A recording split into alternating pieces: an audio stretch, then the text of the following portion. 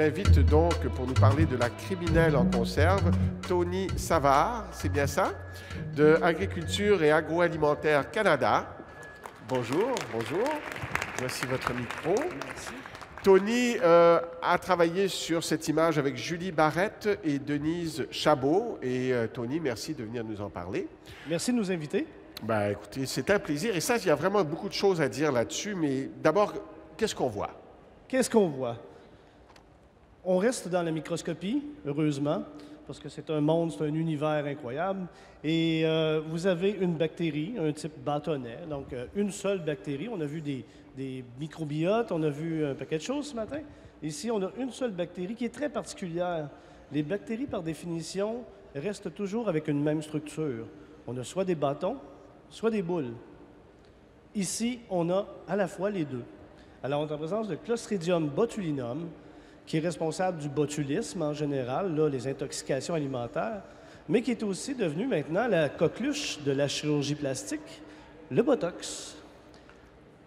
Donc, alors, c'est un peu ce qu'on voit. Donc, ça peut servir, n'est-ce pas, pour la chirurgie esthétique, mais en fait, cette bactérie, car il s'agit d'une bactérie, est en fait le plus grand criminel ou la plus grande criminelle de l'industrie alimentaire. Tout à fait. Hein? Tout à fait. Et pourquoi est-elle si dangereuse?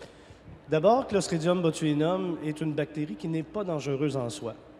Par contre, elle produit des toxines, la toxine botulinique. Son petit frère, Clostridium tetani, produit la toxine tétanique, où là, on a une contraction permanente des muscles. Dans le cas de botulinum, on a un relâchement musculaire, on a un empêchement de contraction. Si bien qu'on va avoir une intoxication alimentaire reliée à la toxine qui va nous empêcher graduellement de voir, de bouger et de respirer jusqu'à la mort. Alors, vous travaillez, votre institution, vos camarades et vous, avec, au fond, l'industrie des conserves. Parce que c'est un problème, ça peut être un problème dans cette industrie. C'est un gros problème. Bien, ce n'est plus un problème maintenant de nos jours, parce que les traitements thermiques qui sont appliqués à l'industrie de la conserve font en sorte de protéger le consommateur. Par contre, avec la mondialisation, avec les nouvelles tendances alimentaires, réduction en sodium, hein, on voit ça, et les consommateurs aussi qui se rapprochent de plus en plus vers des aliments sains, plus naturels et tout. Donc, on veut essayer de réduire éventuellement ce traitement thermique-là qui est très drastique dans l'industrie de la conserve. On fait chauffer l'aliment beaucoup Beaucoup pour détruire toutes ces bactéries, en particulier celles-ci. En particulier et presque exclusivement celle-ci. Mais ça diminue la qualité nutritive, ou enfin le goût des aliments qui demeurent. Bien, en fait, on a une cuisson. Alors, si on a des fèves vertes ou des petits pois, bien, on a des petits pois qui ont cuit et non pas des petits pois frais. La particularité de cette bactérie-là, c'est que vous voyez qu'elle est déformée à son extrémité. Hein? Cette déformation-là est une copie d'elle-même, une façon de survivre à peu près tout. Alors, elle produit des spores, une spore, qui est une copie d'elle-même, qui permet de résister à la chaleur, à l'acidité, à la sécheresse. On retrouve des spores de ce genre-là, des bactéries endosporulentes, qui datent de la préhistoire. Et si elle revient en condition idéale, elle peut regermer. Alors, vous imaginez, si on a une seule de ces bactéries-là, une seule spore, qui a survécu au traitement thermique, dans les conditions idéales, elle va regermer, reproduire des toxines dans le milieu, et là, on va se contaminer. C'est le grand tueur de la Deuxième Guerre mondiale, là, on s'entend. C'est une bactérie très, très dangereuse en soi. Alors, vous essayez de développer des techniques autres que des techniques thermiques pour pouvoir la rendre inefficace, l'empêcher d'être dangereuse pour l'humain, mais en même temps pour protéger la saveur des aliments. Exactement. Mais est-ce que vous y arrivez? Oui, absolument. OK, comment? En fait, dans le monde alimentaire, présentement, on approche beaucoup les barrières multiples, la technologie des Hurdle Technologies. Okay? Ce sont des barrières qui s'ajoutent une à l'autre, à l'autre, à l'autre, pour empêcher la croissance des microbes. Alors, par exemple, on a mentionné plus tôt ce matin le Cheez Whiz. Bon, je n'utiliserai pas cet exemple-là, le pot de verre, le Cheez Whiz, mais on a une certaine quantité de sodium qui empêche la croissance. On a un mini-traitement thermique qui empêche la croissance. On n'a pas beaucoup d'oxygène qui empêche la croissance, et ainsi de suite. Et quand on les accumule ensemble, on bloque tout. Ah. Alors, dans le procédé thermique, il y a une seule barrière qui est la thermisation ou la pertisation, très puissante.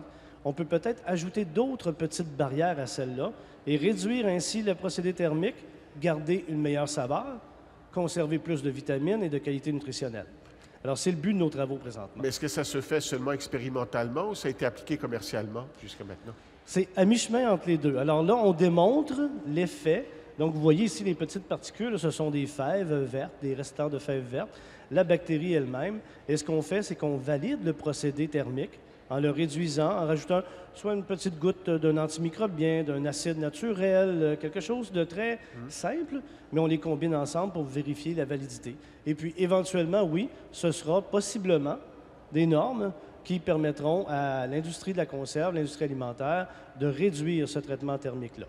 Mais c'est un petit peu inquiétant de penser qu'on va réduire le traitement thermique et puis se servir d'autres approches quand on a une bestiole aussi dangereuse. Est-ce qu'il y a une inquiétude auprès des chercheurs en ce moment avec ces hypothèses-là que vous êtes en train de développer, que peut-être on permettrait à cette bactérie-là de s'échapper si on ne traite pas thermiquement suffisamment? On recréerait un fléau, autrement dit. Hein? Actuellement, on thermise 3 à 4 fois plus que nécessaire. Et pour vous donner des chiffres que ma grand-mère ne comprendrait pas, désolé, mais bon, pardon à ma grand-maman, le traitement thermique sert actuellement à détruire 1 fois 10 à la 12 bactéries par gramme. 10 à la 12. Le corps humain contient 10 à la 13 cellules eucaryotes, contient 10 à la 14 cellules microbiennes. Et le traitement thermique est appliqué pour tuer 3 fois 1 fois 10 à la 12. Vous comprendrez qu'on a une marge de manœuvre assez impressionnante là-dedans.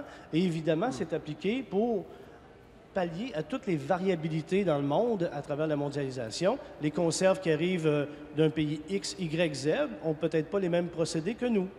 Donc, on impose ça au niveau mondial, ce minimum-là, pour s'assurer que tout est uniformisé.